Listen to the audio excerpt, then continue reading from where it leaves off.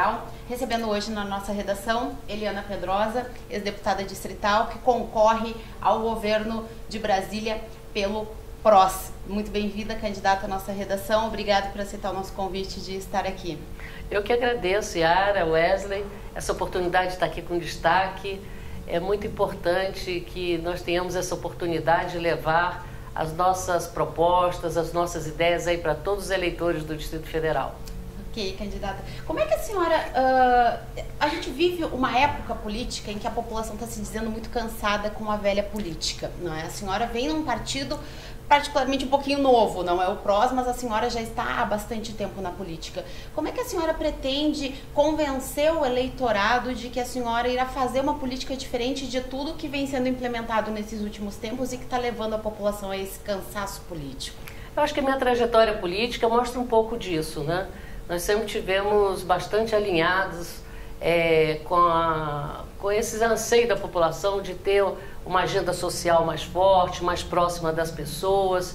E eu acho que nesse momento, que não é só a população, nós fazemos parte dessa população que estamos altamente insatisfeitos, né? Eu acho que a campanha tem que elevar de nível e ser realmente uma campanha propositiva. Isso vai ser extremamente importante para atrair de novo as pessoas para a política, que todo mundo, como você diz, todo mundo está meio ressabiado.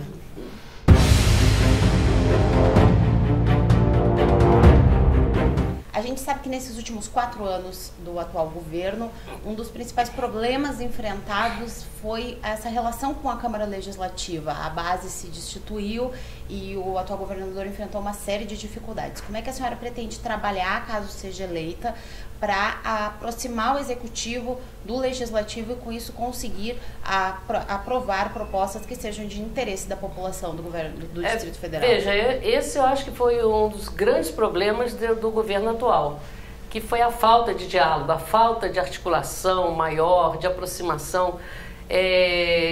A Câmara Legislativa, através dos parlamentares, é extremamente importante, porque eles representam a população. Eles foram eleitos pela população para exercer esse papel de diálogo com o governo, não apenas de fiscalização, não apenas de feitura de leis, mas estabelecer um diálogo com o governo, mostrando aonde tem necessidade de uma obra, aonde um serviço pode ser melhorado. Eu acho que faltou essa compreensão inicial.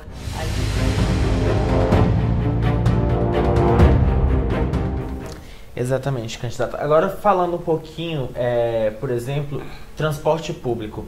A gente tem muitos problemas aqui com o DF-Trans, recentemente várias fraudes foram descobertas e assim, é um problema que a população enfrenta no dia a dia e que ela cobra muito. A senhora, caso eleita governadora, quais serão as principais propostas da senhora nesta área? Principalmente que a gente tem aí expansão do metrô da Asa Norte que não chegou, BRT Norte que não foi criado, VLT que está parado desde a Copa. Como que a senhora pretende dar andamento nessas obras?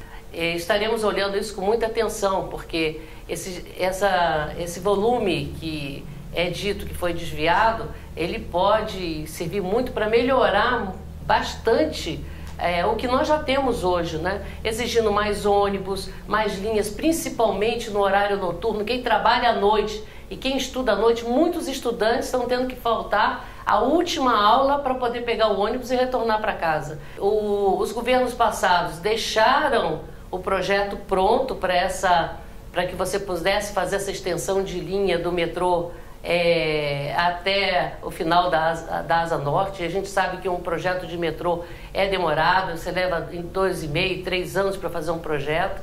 Eu ainda sonho em poder preparar um projeto para que a gente possa chegar ou com metrô, ou com trem, ou com VLT ou VLP, mas com muito mais qualidade para o Eixo Norte. O Eixo Norte hoje, ele se ressente bastante e isso causa um impacto nas famílias muito grande, ou porque chegam atrasados no trabalho, ou têm dificuldade de conseguir emprego. Então eu acho que o Eixo Norte merece uma atenção muito especial na questão da mobilidade urbana, afora todas as outras medidas que nós possamos tomar.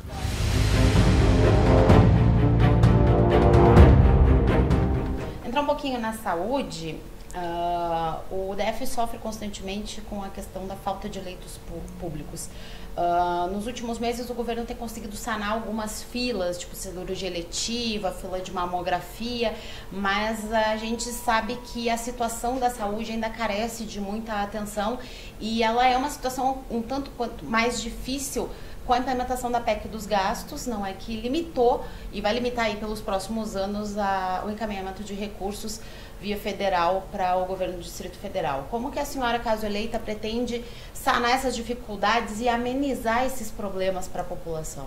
Eu vejo que na saúde, eu acho que nós enfrentamos uma situação em que dá para você fazer uma melhor saúde com o mesmo orçamento. Nós temos um grande desperdício com medicamentos que vencem a validade, então eu acho que falta uma gestão mais efetiva, né, no controle dos insumos básicos da saúde e dos medicamentos. Depois é uma intenção, e aliás já não é mais uma intenção, é uma proposta realmente de você poder contratar fora os serviços de exames complementares. Porque hoje os equipamentos entram em obsolescência muito rápido. Então você vai comprar um tomógrafo, $1 milhão, $2 milhões, para daqui a pouco ele não ser o melhor para você fazer o diagnóstico, que já tem outro melhor. Quando enguiça, até vira uma peça, ou da Alemanha ou dos Estados Unidos, leva não sei quantos meses, aí vem o técnico depois da peça, mas não sei quantos meses, quer dizer, o equipamento está sempre, está quebrado. Então, se você fizer igual as empresas privadas fazem hoje no Brasil, você não compra mais nenhuma impressora, você aluga uma impressora. Ela deu defeito, você vai ali, quem te alugou faz a reposição, sai uma mais moderna, você já tem uma substituição, e é isso que a gente quer fazer na saúde. Então seria implementar um modelo de parceria, mas no sentido de aluguel de equipamentos, ou seria uma parceria público-privada? Não, é contratação mesmo, um contrato de locação de equipamentos médicos com cláusula de que em tantos dias e tantas horas o seu equipamento der defeito tem que ser reposto, e se sair um equipamento mais moderno, mais sofisticado, também tem tanto tempo para fazer a reposição por um equipamento que permita um diagnóstico mais acurado.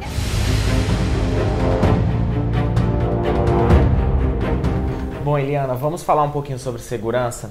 Mensalmente o GDF divulga um balanço onde ele traz os números da criminalidade no Distrito Federal.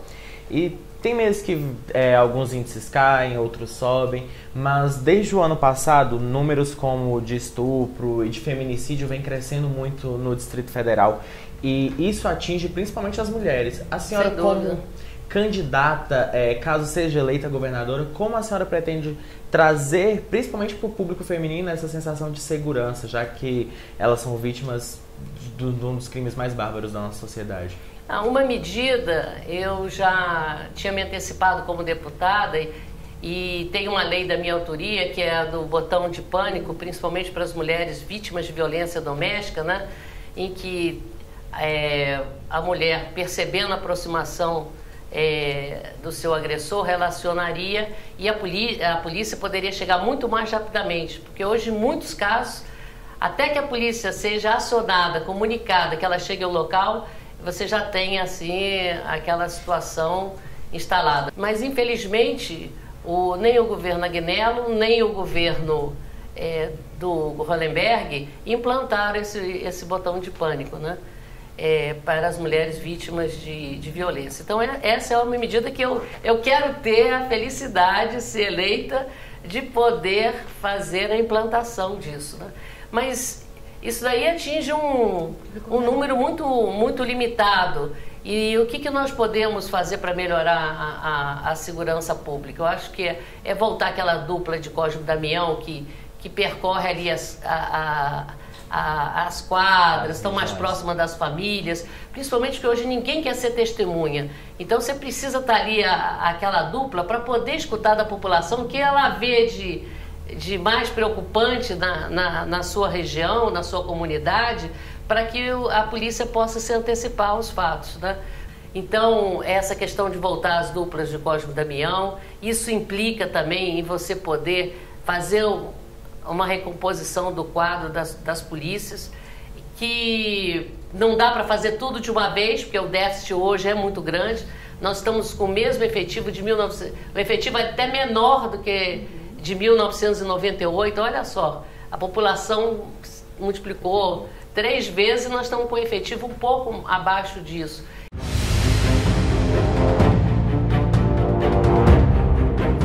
A senhora falou da importância do servidor público. Pretende retomar aquela onda de concursos públicos em Brasília? Eu acho que Brasília precisa de uma outra cultura que vá além do servidor público.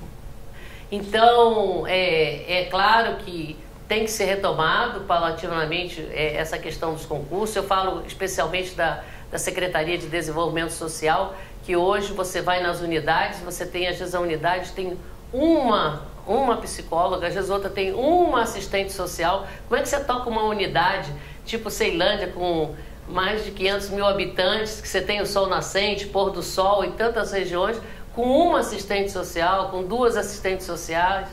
Então, tem áreas que você tem uma premência de concurso, você tem que olhar o todo e ir organizando esses concursos na medida em que é possível pela lei de responsabilidade fiscal e vendo onde tem mais déficit de profissionais, igual o caso de pediatra, né? Nós temos um déficit de pediatra que você tem que, prioritariamente, você atender a esses profissionais, atender as nossas crianças, né?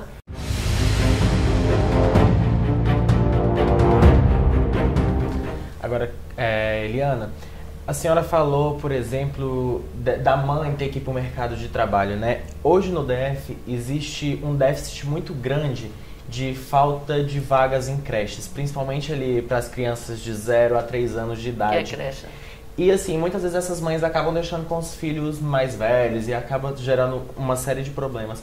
Como que a senhora pretende solucionar essa falta de vagas em creches na educação primária?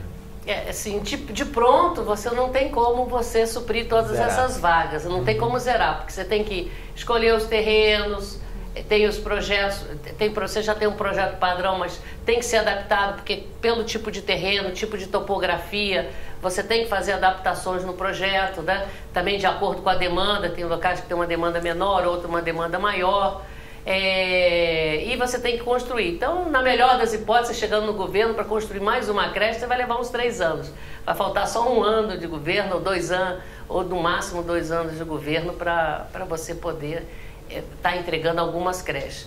Mas nós tínhamos um programa que era chamado Mãe Crecheira, que a secretaria fazia a seleção de mulheres que gostassem de crianças, gostassem de tomar conta de crianças, fazia um treinamento com essas mulheres.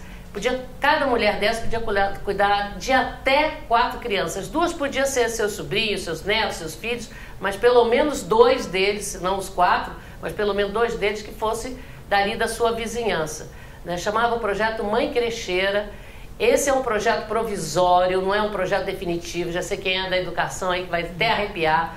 Mas enquanto você não tem creche, você tem que dar alguma solução para essa mãe.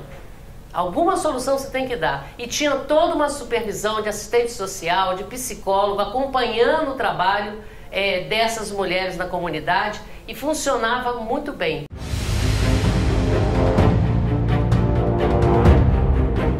Novo centro administrativo, Ana Pedrosa, nunca funcionou, inaugurado no último dia do ex-governador Agnello Queiroz e que agora está num imbróglio judicial que precisa ser resolvido de alguma forma, não é?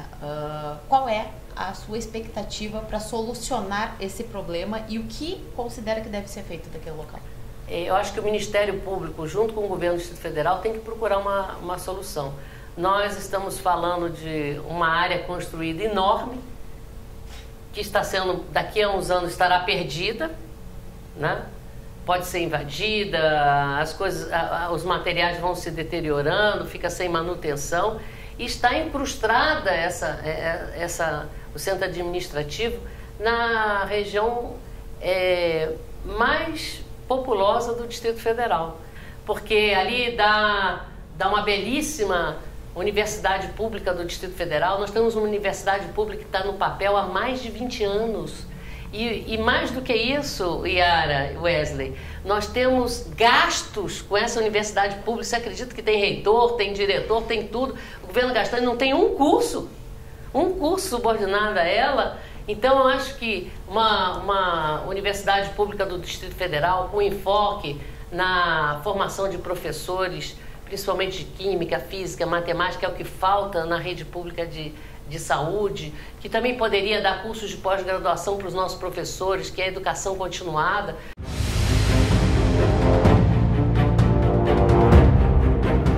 Agora sim, indo para a nossa última pergunta, um tema que é bem polêmico na nossa sociedade é a privatizações de estatais do GDF.